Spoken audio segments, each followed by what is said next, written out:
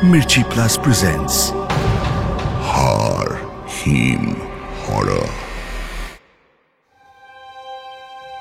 আজ বছর 8 হয়ে গেল ডিটেকটিভ মনোময় তান্ত্রিক ফুলকেতু গ্রাম ছেড়েছে। সাথে আছে তার একমাত্র পোষ্য বিড়াল বিরূপাক্ষ আর ছোটবেলার বন্ধু লালু মালের ভূত। তারা এসে ঠাঁই গেড়েছে উত্তরবঙ্গের এক অনামী মফস্বলে, যার নাম মেহেদিগঞ্জ। মেহেদিগঞ্জের একেবারে প্রান্তে এক বিরাট বড় ঝিল। সেই সাইমন ঝিলের পাশের বাঁশবনখানায় একটা ছোট্ট কুটির গড়ে আজ প্রায় বছর 7 হলো মনোময় ওরফে মনা মণ্ডল মোটামুটিভাবে বেশ ভালোই আছে। ফুলকেতু গ্রাম ছাড়ার পর বেশ কয়েক মাস এই শহর ওই গ্রাম ঘুরতে ঘুরতে শেষে যখন এখানে এসে ডিটেকটিভ মনোময় তান্ত্রিক পৌঁছাল, মফস্বলটা বড় ভালো লেগে গেল তার। ছিমছাম ও নির্জন এলাকা এই মেহেদিগঞ্জ। অনেক বছর আগে সাইমন নামে এক ইংরেজ সাহেবের বাগান বাড়ি ছিল এখানেই। তার নামেই ওই ঝিলের এমন নামকরণ। তখন স্বাধীনতার আগে মেহেদিগঞ্জ ছিল একেবারে এক গণ্ডক গ্রাম। একদিন গ্রামবাসীরা ভোরবেলা উঠে দেখল সাইমন সাহেবের আধপাগল বউ তার ছোট্ট ছোট্ট 3টে ছেলে মেয়েকে কোনো এক অজ্ঞাত কারণে এই ঝিলের জলে ডুবিয়ে মেরে ফেলে নিজেদের কুঠি বাড়িখানায় আগুন ধরিয়ে দিয়েছেন। সেই আগুন থেকে সাইমন সাহেব কোনো মতে রক্ষা পেলেও তার আধপাগল বউ আর সেই কুঠি বাড়ি সবার সামনে পুড়ে ছাই হয়ে যায়। পড়ে থাকে শুধু কুঠি বাড়ির ধ্বংসাবশেষ। অনেক থানা পুলিশ হলো, কিন্তু কারণ কিছুই জানা গেল না। কিছুদিনের মধ্যেই সব ছেড়ে ছুড়ে সাইমন সাহেব চিরতরে এই দেশ ছেড়ে নিজের দেশ ইংল্যান্ডে চলে গেলেন। সেই সময় থেকেই সন্ধে নামলেই এলাকার বাসিন্দারা ওই ঝিলের আশেপাশে 3টে ছোট ছোট সাদা রঙের ছেলে মেয়েকে খেলে বেড়াতে দেখেন।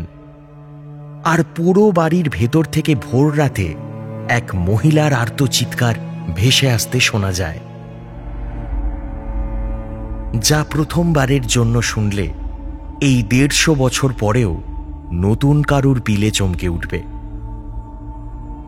এই রকম একটা জায়গায় এক অচেনা ভিনদেশী সাধু এসে যখন থাকা শুরু করল, গঞ্জের লোকজন তেমন কিছু আপত্তি করল না। কারণ এই ঝিল, বাঁশবন আর পোড়া কুঠি বাড়ি সবই আসলে ছিল সেই সাইমন সাহেবের। তাছাড়া ভূতের ভয়ে দিনের বেলাতেও সচরাচর ওই দিকটায় এত বছর পরেও কেউ তেমন সাহস পেত না যেতে। প্রথম কয়েক মাসের মধ্যেই মনোময় বাঁশবনের ভিতর ধীরে ধীরে একটা বাসযোগ্য কুটির বানিয়ে ফেলল। সারা দিনটা কুটিরের মাঝে লোকচক্ষুর আড়ালে ধ্যান আর জপ তপে কাটিয়ে দিয়ে প্রতি রাতে ঝিলে ডুব দিয়ে জ্যান্ত মাছ তুলে আনত। আঁশ শুদ্ধ সেটা পোড়াত আর বিরূপাক্ষকে সেটাই খেতে দিত। তারপর শুরু হতো লালু মালের ভূতের সাথে মনোময়ের প্রবল ঝগড়া। কারণ সারাদিন যখন মনোময় ধ্যানে মগ্ন থাকে, তখন লালু মালের ভূত মেহেদিগঞ্জের বাড়ি বাড়ি ঘুরে বাচ্চাদের নাকি ভয় দেখিয়ে বেড়ায়। মনোময়ের কথায় স্থানীয় বাসিন্দারা তাদের এই নতুন এলাকায় হঠাৎ করে থাকা নিয়ে যখন কোনোভাবে অসুবিধে করছে না, তখন লালুর এই সব বাচ্চামো সে মোটেই বরদাস্ত করবে না। এবার থেকে সে ঠিক লালুকে একটা কৌটোতে বন্ধ করে রাখবেই রাখবে।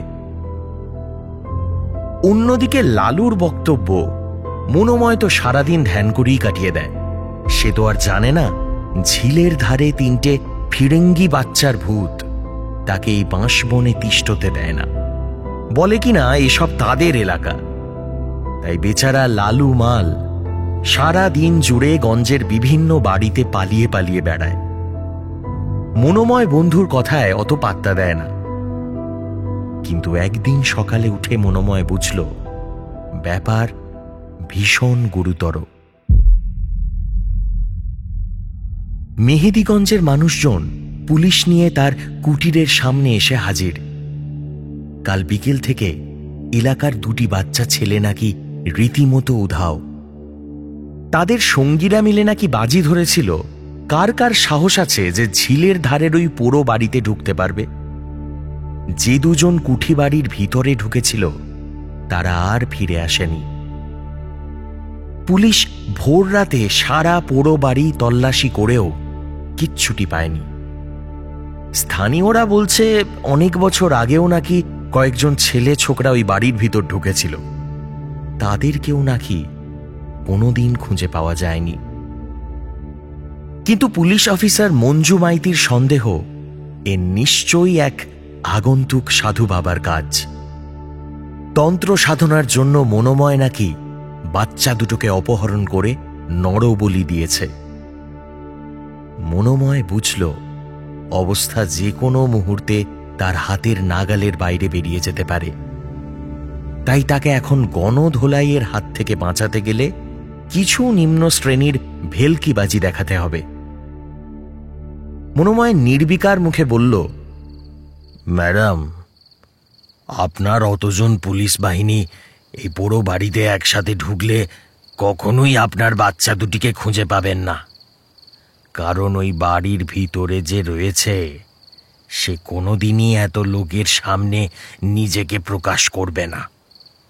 মানুষ যেমন ভূতেদের ভয় পায়, বুঝলেন, তেমনি ভূতেও বহু মানুষের উপস্থিতিতে নিজেদের অস্তিত্ব সংকটে ভোগে। এতটা কথা বলতে না বলতেই এক কনস্টেবল ঠাঁটিয়ে একখানা চড় কষিয়ে দিল মনোময়ের গালে। তৎক্ষণাৎ সকলের চোখের সামনে কনস্টেবলটির দুটি হাতই অবিশ্বাস্যভাবে দেহের পিছন দিকে চলে গেল এবং মটমট করে বেঁকে যেতে লাগল। আর কনস্টেবলটি তীব্র যন্ত্রণায় মাটিতে পড়ে গিয়ে ভয়ঙ্কর একটা চিৎকার শুরু করল। আশেপাশের মানুষজন ভয়ে একটু পিছন দিকে সরে গেল।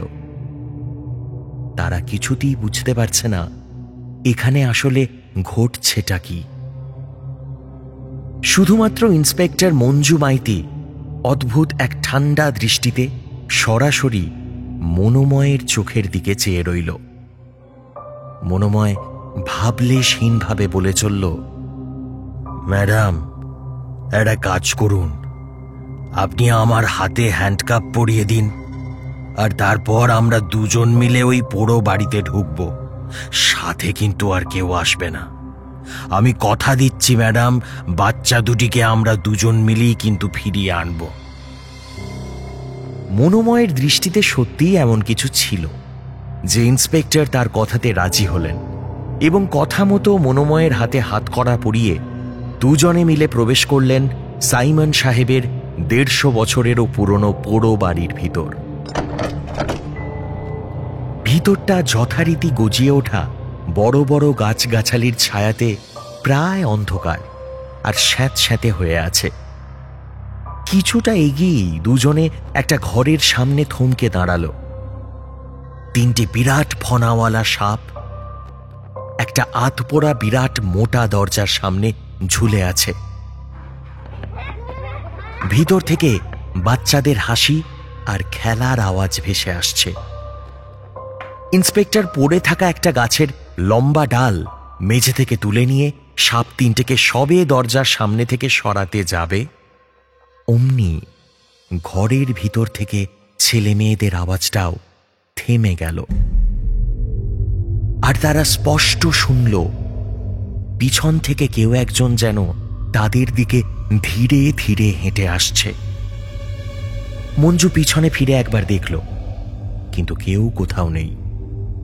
সে আবার সামনের দিকে ফিরতেই ভয়ে চিৎকার করে 4-5 পা পিছন দিকে সরে এলো।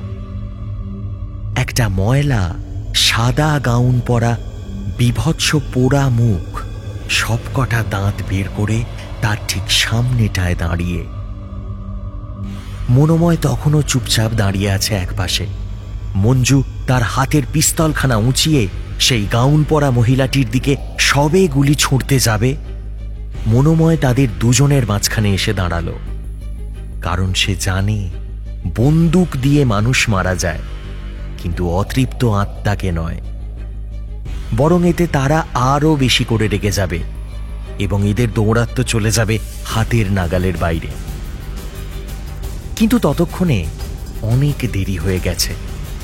এবার ঘরের ভিতরে শুরু হলো এক প্রচণ্ড হাওয়ার ঘূর্ণি।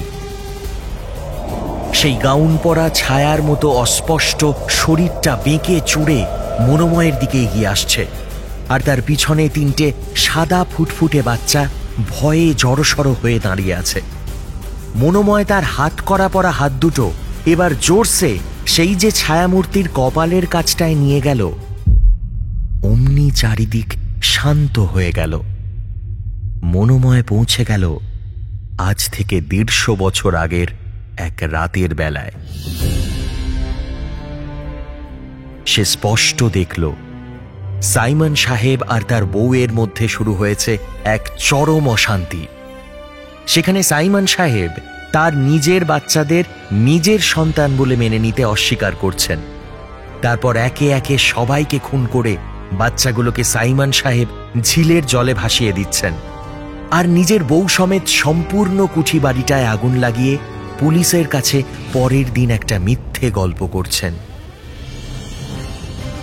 মনোময় একটু দম নিল। সে দেখল বাচ্চা 3জনকে জড়িয়ে ধরে সেই গাউন পরা বিভৎস পোড়া দেহখানি তখনও কেঁদে চলেছে। মনোময় শুধু বলল, তোমরা যে বাচ্চা দুটিকে আটকে রেখে দিয়েছ, ওদেরকে ছেড়ে দাও। আমি কথা দিচ্ছি, আমি তোমাদের মুক্তির ব্যবস্থা করে দেব।